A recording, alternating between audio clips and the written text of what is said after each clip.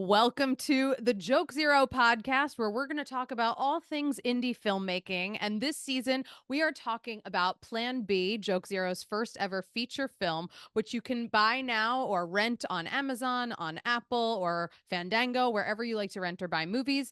I'm your host, Anna Roisman. And as you know, if you've been listening, we are talking to everybody who is involved in this movie about their experience in the industry, in front of the camera, behind the camera. And today, we are very lucky. We have an iconic actor with us. He is an Emmy-winning, Oscar-nominated, Golden Globe-winning actor. We have Tom Berenger on the show. How are you, Tom? I'm good, Anna. Thank you. Thanks for joining us. Well, first, let me apologize for the background noise. We got two carpenters in here working, putting shelves in and stuff, and we couldn't wait on them any longer. And we got to get them out of here at some point. I don't know when they'll be finished. Totally fine. As long as you invite us over for dinner, we're fine with the shelves being put in. Oh, it'll be great then. Yeah, it'll be splendid and look better as well. It looks like a warehouse now. I'm excited to have you here. I have to say, everyone we've interviewed who is involved in this movie, you were the most exciting person to have on set for them. Oh, come on. Oh, I swear. What I had, I certainly enjoyed. It was fun. Yeah, no, they were just really excited. I mean, people saw your name on this project and they were like, "Sign me up. I don't care if I have a line. I want to get on set with him." But before we get into any of Plan B, I wanted to talk to you. You've obviously had an incredible career. You've worked on, you told me you can't count how many movies you've worked on at this point.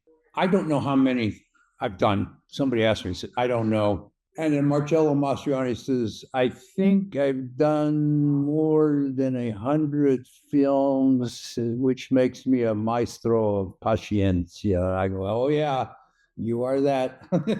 May we all get to a place where we can't count how many movies we've worked on. That's the goal. Well, I want to know, did you always want to be an actor? How did you get started in the entertainment industry? No, I had no interest whatsoever.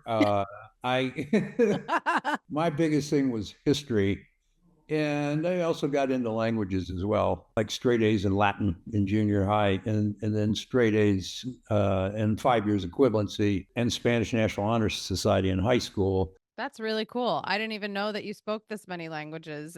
I don't claim to. I just say I've acted I don't speak German, but I did a scene where I was to play Teddy Roosevelt, which I did in German, who, by the way, was fluent in German. And he would do full speeches in German, but he'd learned that as a kid. That's amazing. I love that as an actor, I feel like, and director, it's so important to know the history before you get into a project. And I feel like that seems like a very exciting part for you. Yeah, I've done a lot of historical things, but also it's always there. Last week was history. Right. It's always there. It's true. I really wanted to ask you because I know everyone listening to this obviously is a huge fan of you in Platoon, iconic movie. What was that like for you? And did you know how big it would be when you were going to work every day on this movie? I first of all was real impressed with the script because I remember telling my agent, I went, "Whoa!" I said, "This guy Oliver Stone that wrote this," I said, "he was there." Right? She goes, "Oh yeah, he was a grunt infantry." Then when I met with him and everything, talked a little bit about that. He didn't talk a lot about it, but kind of went over it somewhat. And I said, "What about like training?" He goes, "Yeah, we're going to have that." He says, "You guys will be in the jungle in the Philippines. We'll use as Vietnam." I go, "Yeah, fine." And he said, "You'll be like 3 weeks of jungle training." "Who's going to train us?" He goes, "Captain Dale Dye, United States Marine Corps, 4 tours of infantry combat in Vietnam." I go, "Oh, wow." The real deal. Dale Dye was the real deal and brilliant. Yeah, brilliant and funny and fun and tough. That's amazing. Anyway, so the last day we had to do one more big, I don't know, it was like 16 clicks, hump through the jungle and do this and do that. But before we set out, I broke character because everybody was in character the whole time. I didn't know the names of most of the people. Really? In the platoon. All I knew were their character names. Oh my God. That's all we used for weeks. But I broke character, and because we read through the script for Oliver. He wanted to hear us read it. Ugh. And I'm listening to all the different regional accents, things, and just people, and I could hear their characters coming out in the reading and whatnot. And I went, whew, I have a feeling that this is going to be a world classic, a military war classic, and just a film classic. And one day you'll tell your grandchildren you were in Platoon. That's cool. I love that you remember the moment when when you realized that. That's amazing. You still remember them by their character name, right? Not their actual name. Mostly their character names, but guys were calling me like Charlie Sheen and John McGinley, and they're like calling with their ranks. Their wives are going, "What are you going out? You going out?" Because there was the New York group and then there was the LA group. And he said, "Oh, you're meeting your soldier buddies to have a drink again?" Your soldier buddies. Yeah. Like you really went to war. That's really wild and such a cool experience. I got to lighten the mood a little because, Plan B was a comedy. So we got to ask you, what was Major League 1 and 2 like for you? That's a totally different vibe and, movies that Brandon loves and everybody who's listening to this knows. So I'm curious how that was for you. Yeah, I've done about 5 or 6 comedies, this one included. I have the best time. I just enjoy it so much, and it's work, just like the dramas are. And Major League, great baseball story. Did you love baseball before you, got hired on that? Oh yeah, during that first actors strike, all I did was sit around in the air conditioning. I was in New York at the time, and I'm like just watching the Yankees play, whole season of the Yankees. That kept me alive during the actors strike. Yeah. And then it's like you manifested that happening then in the movies. I know it just happened. Yeah, and David Ward's script was brilliant. Really, really, really, really funny. It's all we could do to keep from cracking up ourselves sometimes. You probably didn't stay in character the whole time for that, right? You didn't call each other by your character names Uh, or did you? Charlie I already knew from Platoon. I know. Was that fun to hop on another project with him after? And Well, I remember. Well, I remember he's going, "Hey, Berenger, it's Charlie." He goes, or no, he said Sergeant Barnes. yeah, you're not Berenger anymore. You're Sergeant Barnes. Yeah, what's up, Taylor? He said, "Did you get this script, David Ward, about baseball? It's called Major League." I go, "Yeah." He goes, "Well, what do you think?" I go, "What do I think? It's great." "Oh, yeah, yeah, I thought so too. I just wanted to see what your thoughts were." I go, "Well, I'd like to do it. How about you?" He goes, "Yeah, okay, I'm going to tell my agent. Yeah, I'm going to do it." He wanted you to do it first. Maybe because I had been his platoon sergeant. I don't know. Yeah, he just wanted to make sure it was okay. You're still his boss, in a lot of Yeah, ways. I thought that was the right decision. I love it. Well, you're brilliant in comedy, even though you are, an action star and you've done a lot of drama. I think you're so funny in comedy and you're very funny in Plan B. And so I wanted to ask Brandon, how did you get Tom Berenger to be in your movie? I was trying to remember that. I was thinking about that, the past week. Yeah, my side of the story is I've obviously been a big fan of Tom my whole life. So I loved Major League growing up, also Platoon and some of the others. And as we were getting ready to film, I just thought it was such a fun role, the role of Joe Cassidy, who Tom played. He's the father of Cameron, who dates Piper, our main character.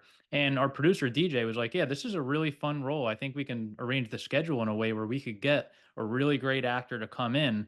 And I always thought it would be fun to get someone who had not necessarily starred in tons of comedy movies. Tom mentioned he did 5 or 6, including this, over 100 movies in total.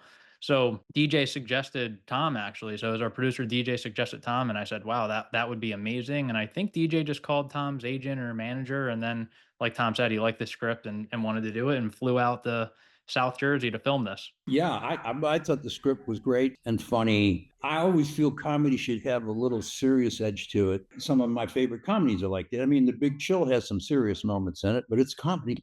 I wanted to ask you because I think it's really cool. And the whole crew and cast thought it was so cool that, you've worked on massive, studio films and Oscar movies and big TV shows that you still love the art enough to show up in, Philly, South Jersey and work on an indie film for a couple days. Like, do you enjoy doing indie films or supporting, smaller projects? It's pretty much what I do now. Yeah. We were talking to people like the difference between like a big film versus an indie film, and it just feels like camp almost, where it's Yeah. quick and short and you got a couple days to do some work and hang out. And I miss the old days, like 3 months of shooting, and you really get to know everybody really well. And I got real close to Susie, who played my wife, of course, and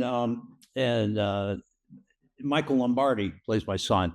were the two I got closest to on the set. Or, had spent some time, talking to between scenes. Or Michael and I were in the same hotels. We'd have dinner together and a couple of beers. Yeah, good kid. I liked him, and she was great. And it was fun with her because if you said, "What was your character like?" He used to always ask you that in interviews. I don't know, what was my character like? Well, we're two of the silliest people. I mean, we're always laughing, we're always happy, always agreeing with each other, no conflict whatsoever. And that alone makes us silly, funny. Yeah, it's real. It's genuine. It also helps the whole set, I think, when you're having that much fun. You're always improvising too. Do you enjoy improvising in comedy? Oh, yeah. Sometimes there's even more opportunity. Brandon, and I got to ask you, because I improvised something in one of those scenes. You did have a pretty funny line that did make it into the movie that a lot of people laugh about, which I'll tell all the listeners to. So, right when we walk into this house that's meant to be the house of Tom and Susie, Joe and Diane Cassidy, they have a picture of their dog hanging up on there, and it's this funny dog picture. And Piper says like, "Oh, what a cute dog," and then Tom just improvised like, "Oh yeah, it's really sad. We had to put him down a few weeks ago," and it really was just so funny because that was not in the script. We were supposed to film that scene outside, so that was a whole new area that no one really had seen. But we really needed to address that because there's a dog picture, and we didn't actually have the dog in the scene. So when Tom said that, I was like, that actually not only is funny, but it makes sense logically. So keep doing that in every take, and that did end up in the movie. Yeah, we definitely had some great times on that set, I would say. Tom, you've been awesome. These are such fun stories. I feel like we could listen to them all day long, but unfortunately, we have to wrap up the episode. I wanted to know, Brandon, if you had anything else you wanted to chat with Tom about, or Yeah, I would say one fun story. I think we talked about Major League a little bit ago, and I said I watched that growing up, and it still is such an iconic movie for so many people. But I live in the Philadelphia area, as Tom mentioned. That's where we filmed, and I'm a big Phillies fan, and I go to a lot of Phillies games. And they have this picture hanging up at the Philly Stadium. It's like a stand where they're selling game used items and autographs, and they have this picture, and it's signed by Tom and Charlie Sheen and Corbin Burnson from Major League. It's just so fun to see all these years later that movie is still relevant enough that they're promoting it at a Phillies game, not even at a Cleveland game, but at a Phillies game, and people are excited to see that. And I always see people like posing next to it and things like that. I can't.